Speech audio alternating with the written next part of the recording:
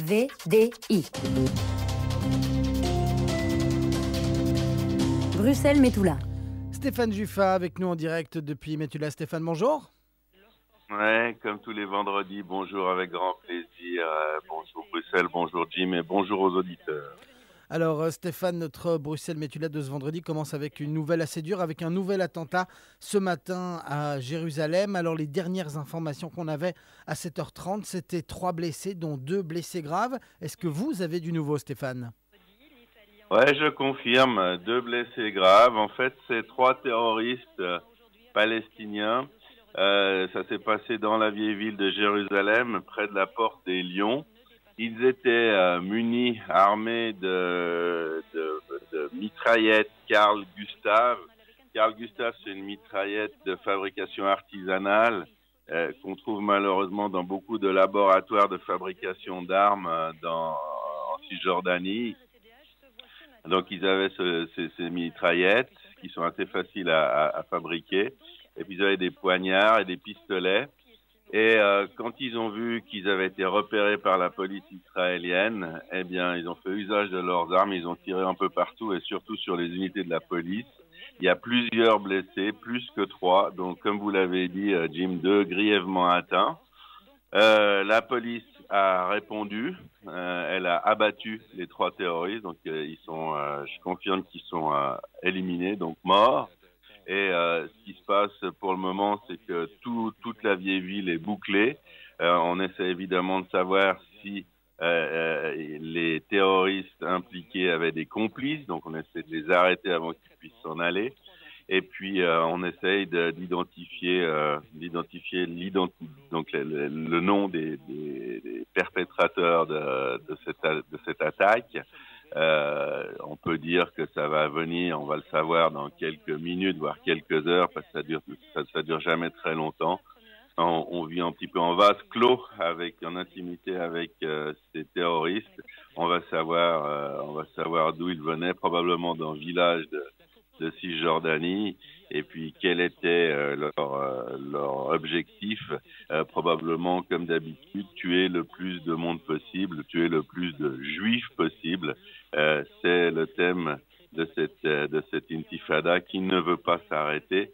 Et là, ce qui est un petit peu exceptionnel dans cette attaque, c'est qu'ils étaient 3. D'habitude, ils agissent seuls ou à 2.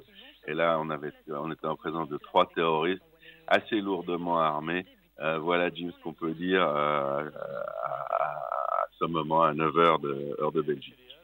Voilà, et on suivra bien évidemment ce genre d'affaires de très près sur Radio Judaïka avec vous, notamment Stéphane, durant tout l'été. Nous serons là à toutes les heures habituelles des flashs d'information, des journaux pour vous tenir informés des derniers éléments de cette intifada, vous l'avez dit, qui ne veut pas s'arrêter. Stéphane en Israël avec des hauts et des bas. L'actualité, Stéphane Juffa en Israël, c'est également les affaires, malheureusement, qui impliquent Benjamin Netanyahou, ses proches de près ou de loin. On parlera de l'affaire Bezek dans un instant. On va commencer avec l'affaire des sous-marins allemands. Alors Stéphane, un bref rappel des faits pour nos auditeurs. Il y a des sous-marins ThyssenKrupp, c'est le nom de la firme, et il y a également l'avocat personnel de Benjamin Netanyahou qui est impliqué, c'est bien ça ? Ouais, c'est tout à fait ça. C'est-à-dire que le soupçon, c'est que l'armée israélienne aurait acheté trop de ces sous-marins. Ces sous-marins, c'est l'arme qui coûte la plus chère de Tsahal à la pièce. On arrive à des sommes astronomiques de plusieurs milliards dans l'achat de ces sous-marins. On en a besoin, certes, parce qu'ils sont également, selon des sources étrangères, toujours avec notre prudence, dont on n'a pas le droit de se départir, mais ils seraient des vecteurs d'armes nucléaires israéliennes, de missiles. Donc ces sous-marins sont capables, parce que ça on peut le dire, ils sont capables de rester immergés très longtemps et puis de lancer n'importe où pratiquement sur la planète des missiles nucléaires sur des ennemis potentiels d'Israël. C'est la fameuse deuxième réplique qu'Israël pourrait utiliser si elle était attaquée avec des armes de destruction massive. C'est extrêmement important, tout le monde le reconnaît, c'est la sécurité au plus haut niveau de l'État hébreu.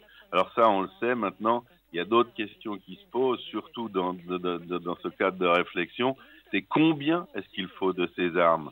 On en a déjà plusieurs, on en a déjà première génération, d'une deuxième génération. Et puis on va arriver à 7 unités. Il en reste 3 qui sont commandées. Mais on se demande, la police se demande, pourquoi on en a encore commandé 3. Parce que justement, quand une arme est tellement nécessaire à la sécurité supérieure d'un État, eh bien, si les achats ne sont pas traités avec une honnêteté absolue et parfaite, eh bien, on peut aussi en acheter 20 de ces armes, ce qui correspondrait à 20 milliards d'euros à peu près. Donc, tout est dans les mains des décideurs. Et comme vous l'avez dit, il y a pas mal de gens qui gravitent autour de Binyamin Netanyahou, qui sont fortement soupçonnés par la police, qui est dans une enquête judiciaire par rapport aux représentants notamment de ThyssenKrupp. Alors pour nos plus jeunes auditeurs, on rappellera que Thyssen et Krupp étaient de grosses maisons allemandes qui fonctionnaient déjà sous le régime nazi et qui fabriquaient déjà des armes sous le régime nazi et qui plus est fabriquaient déjà des sous-marins sous le régime nazi. On dit ça non pas pour accabler qui que ce soit, mais pour recadrer cette affaire dans l'histoire. Qui sont ces intervenants? Donc, le représentant de ThyssenKrupp est un homme d'affaires qui s'appelle Michael Ganor, qui est proche de Netanyahou. L'avocat d'affaires qui a amené ces négociations est quelqu'un de très proche de Netanyahou. Et puis, ça nous dérange bien sûr énormément au niveau de l'éthique.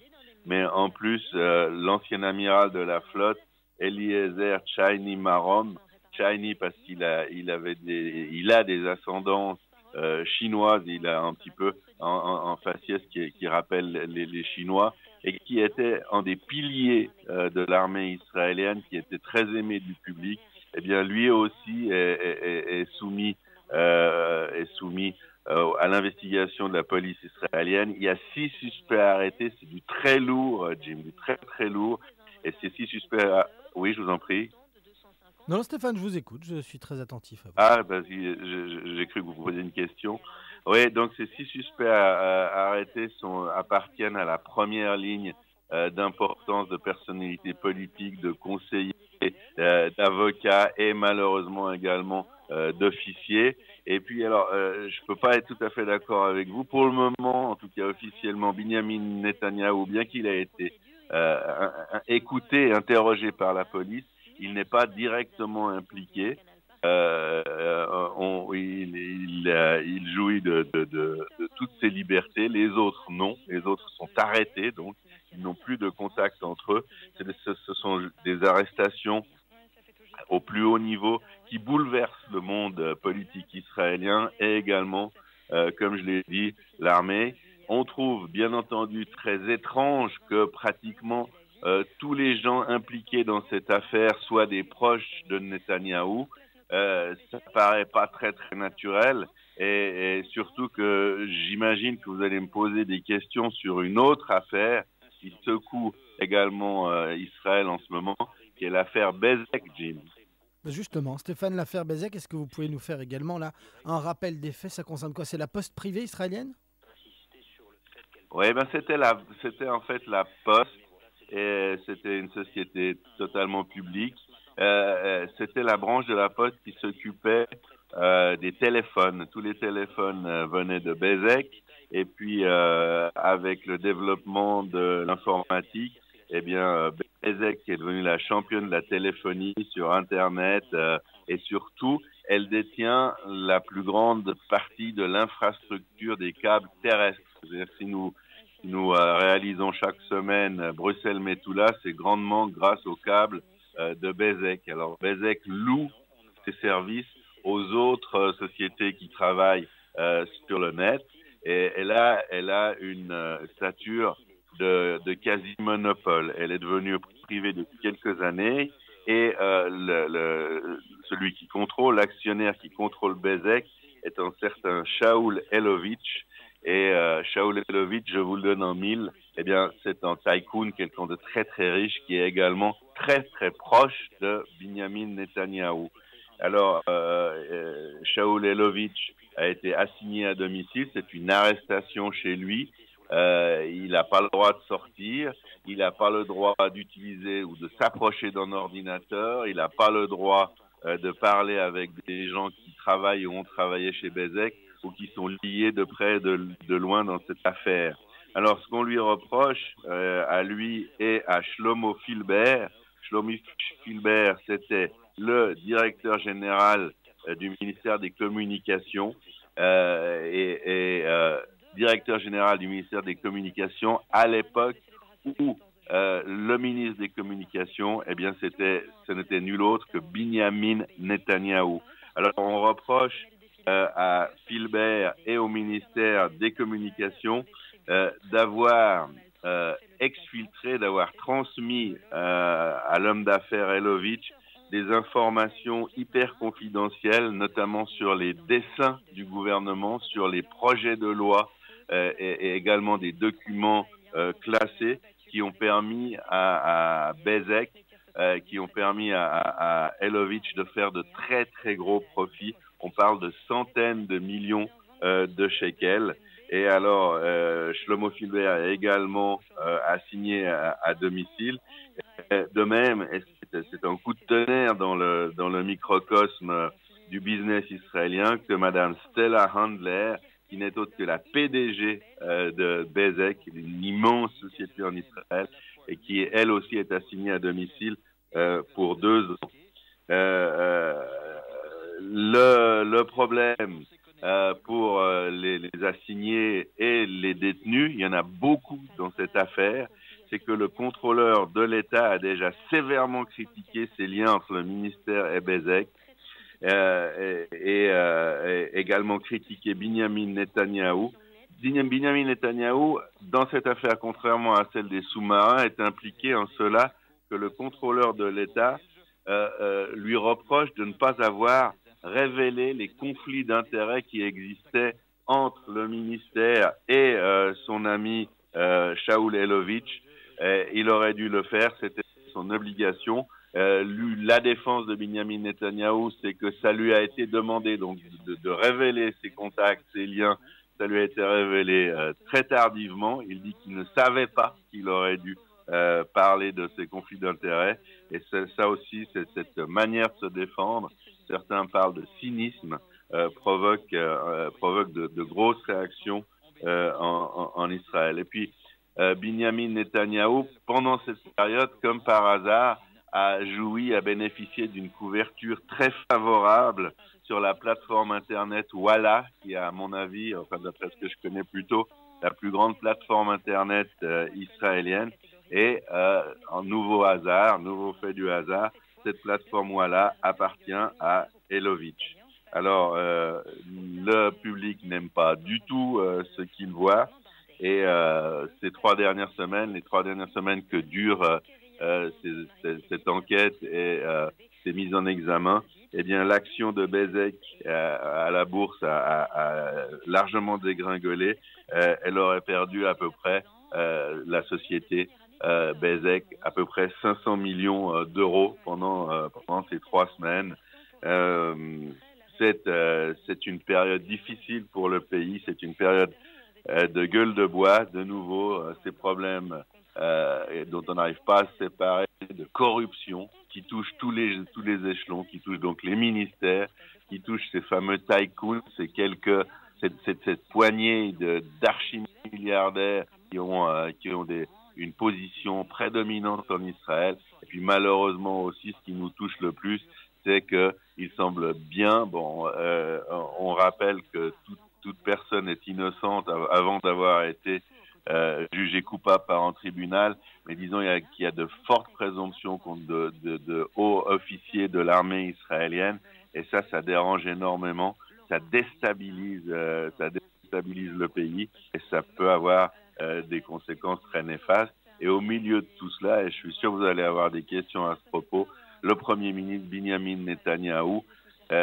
qui est de plus en plus coincé entre ses affaires, parce que c'est difficile d'imaginer, c'est possible en théorie, mais c'est difficile d'imaginer que la personne qui centralise le tout et qui a des amis communs aux 2 affaires et à d'autres affaires encore, il est soumis, le président, à d'autres investigations pour des motifs assez ressemblants. Eh bien, on le voit beaucoup trop souvent mêlé à ces choses, et avec vraiment des amis très proches, des conseillers intimes, et puis des intérêts comme justement le fait de jouir d'un journalisme positif, amical, dans des médias qui appartiennent en fait à ses copains, Jim. Ben Stéphane, justement, Benyamin Netanyahou, je vous propose qu'on en parle encore, hein. Nous sommes le 14 juillet, c'est la fête nationale française. Pourquoi pas donc faire un parallélisme avec ce qui s'est passé en France ces dernières années? Parce que les histoires, hein, qui touchent de près ou de loin Benyamin Netanyahou, eh ben, ça rappelle un peu la situation dans laquelle était Nicolas Sarkozy il n'y a pas si longtemps, un proche, hein, de Benyamin Netanyahou, qui est cité dans énormément d'affaires, qui n'a jamais été finalement mis en cause, mais ça a tout de même fini par nuire à son image. Les Français ont perdu confiance en Nicolas Sarkozy. Est-ce que vous pensez que c'est possible que les Israéliens finissent par perdre confiance en Benyamin Netanyahou? Alors, je dirais que ça fait certainement pas du bien à sa popularité, ça c'est clair. Alors, il y a les gens du Likoud qui sont des fanatiques et qui ont l'impression, et qui se gênent pas pour le dire, que la justice et le contrôleur de l'État s'acharnent sur le pauvre Netanyahou parce que il n'aime pas sa politique. Et bien entendu, on connaît le refrain, ce seraient tous des gauchistes qui voudraient faire du mal à Netanyahou, puis puisqu'ils n'auraient pas réussi à le battre démocratiquement aux élections et à la Knesset, eh bien, ils chercheraient à l'abattre par des affaires. Maintenant, on rappelle à ceux qui souhaiteraient adopter cette position un petit peu extraordinaire, que le contrôleur de l'État, c'est un ami de Netanyahou, c'est quelqu'un qui a été nommé à ce poste justement parce qu'il était un proche du Premier ministre, que la police israélienne est absolument tout sauf gauchiste, et que ces affaires sont des affaires qui sont purement d'origine économique. Donc on a échangé des informations où on a reçu des pots de vin pour gagner de l'argent, pas pour autre chose. Et je crois au contraire que la police, les juges sont extrêmement professionnels et prudents dans ces affaires, et que cette extrapolation tendant à victimiser Benyamin Netanyahou sur un fond politique ne sont absolument pas à leur place. Alors, il y a un autre phénomène qui est très intéressant, c'est la victoire d'Avi Gabay en inconnu, si on peut dire, aux élections internes du Parti travailliste. Maintenant, Gabay provient d'une famille originaire d'Afrique du Nord. Ça change beaucoup de choses. Ça a donné un coup de fouet au sondage ces dernières semaines depuis que cette élection est connue. Il remplace donc Yitzhak Herzog. Et puis, c'est la première fois depuis très très longtemps que le Parti travailliste sera conduit par quelqu'un qui n'est pas ashkénaze. On espère bien sûr chez les travaillistes que cela va drainer des nouveaux adhérents, notamment des adhérents d'Afrique du Nord, originaires d'Afrique du Nord, qui avaient en horreur le Parti travailliste et qui étaient naturellement au Likoud.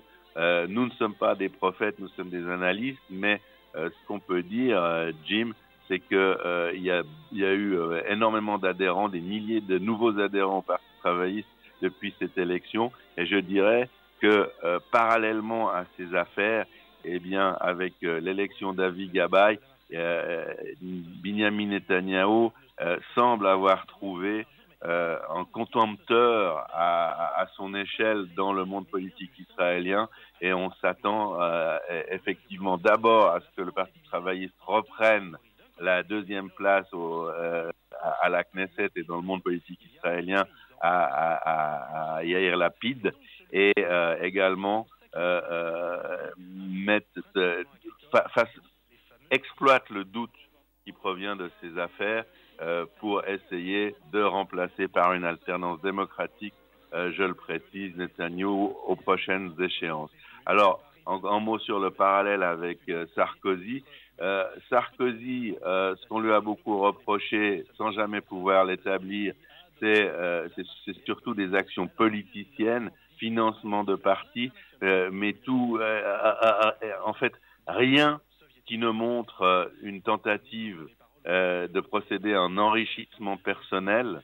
On lui a reproché des malfaçons, justement on a cité son nom dans les tentatives de financement du Parti socialiste, de financement secret et bien sûr illicite, mais on n'a jamais pu l'épingler. Dans le cas de Benyamin Netanyahou, c'est pas du tout pareil.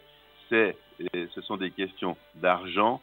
Les soupçons qui pèsent sur son activité sont d'avoir favorisé économiquement, financièrement des amis à lui et d'avoir participé, ou peut-être, on est toujours au conditionnel parce que rien du tout n'a été démontré, et je le souligne encore une fois, eh bien, il aurait favorisé des amis à lui et tous les gens qui ont été arrêtés dans les deux affaires que nous avons mentionnées ce matin, eh bien, Jim, sont des gens qui auraient touché ou gagné de l'argent, augmenté leur patrimoine grâce à des actions illicites, qui n'est pas du tout des crimes de la même nature que ce qui a été reproché à Nicolas Sarkozy.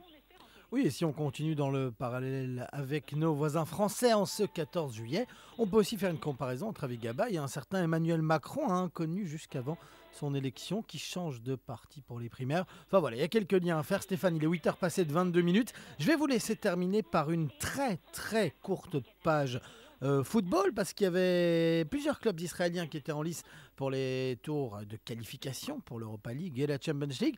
Avec Stéphane, que des bonnes nouvelles. Ouais, je vais essayer de faire plaisir aux auditeurs qui aiment le football et rapidement comme vous l'avez demandé.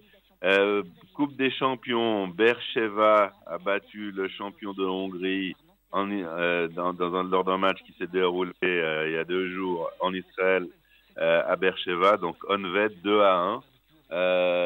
Les Israéliens sont bien meilleurs avant le match retour. Ils ont nettement dominé le match, mais surtout en première mi-temps. En deuxième mi-temps, ils étaient épuisés. On voyait qu'ils n'arrivaient presque plus à bouger. Et ça a permis aux Hongrois de réduire l'écart. C'est un tout petit avantage avant de se rendre en Hongrie, mais au niveau de la qualité du football, Beersheva est supérieur à Honved.